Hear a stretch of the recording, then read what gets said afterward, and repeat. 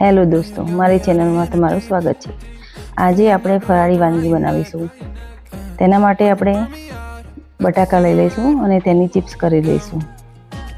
આ એક નવી જ પ્રકારની વાનગી બનાવી રહ્યા છીએ આપણે અને ઇઝીલી બની પણ જાય છે। તમે જો અગિયારસ કરી હોય અને તમને કંઈક ચટપટું ખાવાનું મન થઈ જાય તો આ ચાટ બનાવી શકો છો તમે। સરસ નાના નાના આપણે ચિપ્સ પાડી લઈશું બટાકાના, બધા જ બટાકાના। તમે જેટલી બનાવી હોય એ પ્રમાણે તમે બટાકા લઈ શકો છો। હવે ચાલો, આપણે થઈ ગયા છે અને હવે આપણે એમાં પાણી નાખીને ધોઈ દઈશું। આ ખૂબ સરસ લાગે છે આપણને।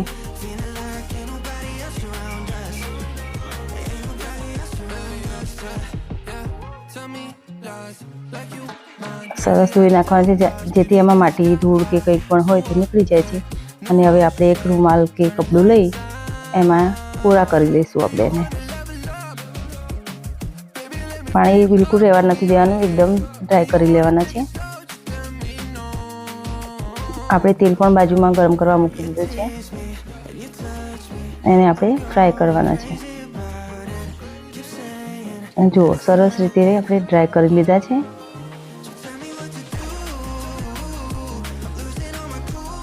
ત્યાં સુધીમાં આપણું તેલ પણ ગરમ થઈ ગયું હશે।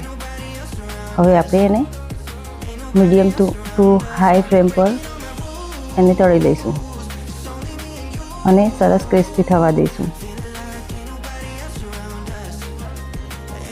આ ચાટ બહુ સરસ લાગતી હોય છે, બાળકોને પણ ભાવે એવી હોય છે। બાળકો જો આ અગિયારસ કરી હોય કે કોઈ પણ વ્રત કર્યું હોય તો આપણે એમને આપી શકીએ છીએ અને બાળકોને પણ મજા પડી જાય છે। આ જુઓ, આપણે જ્યાં સુધી ફ્રાય થાય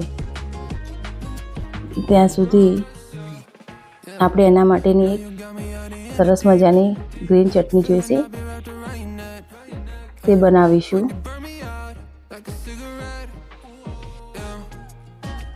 એના માટે આપણે ધાણા, ફુદીનો ને બધું લઈ લઈશું ને બધું ધોઈ અને સાફ કરી લઈશું।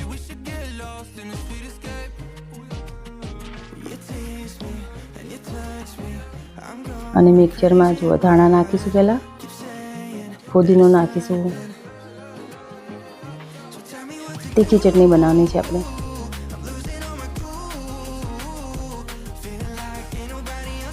ગ્રીન મરચાં નાખીશું, અંદર સિંધવ મીઠું નાખીશું, જીરું પાવડર નાખીશું અને એક લીંબુ નીચોવીશું અંદર।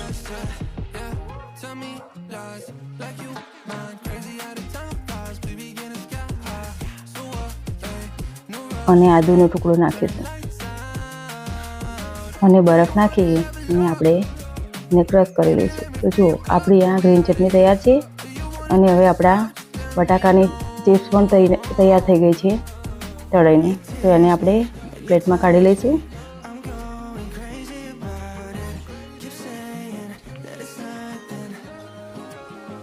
એકદમ ક્રિસ્પી કરવાના છે। અને હવે આપણે બજારમાં મળતી જે સાબુદાણાની સેવ છે તે તળી લઈશું અને તળીને આપણે બાજુમાં કાઢી લઈશું।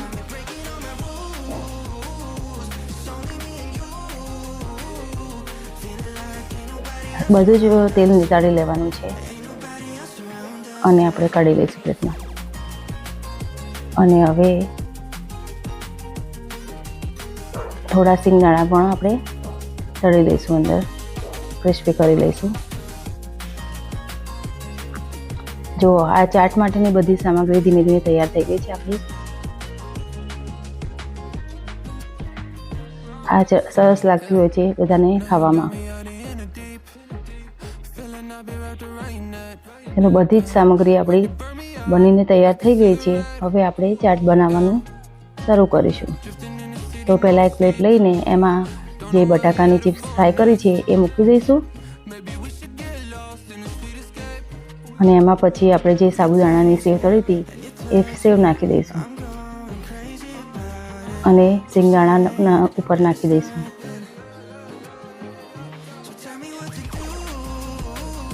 અને આપણે ગળ્યું દહીં નાખવાનું છે એનું ઉપર બનાવીને. તમને જોઈતા પ્રમાણમાં જેટલું ઓછું વધારે જોઈએ એટલું નાખી શકો છો. હવે આપણે ખજૂર આંબલીની ચટણી બનાવી છે તે નાખીશું ઉપર.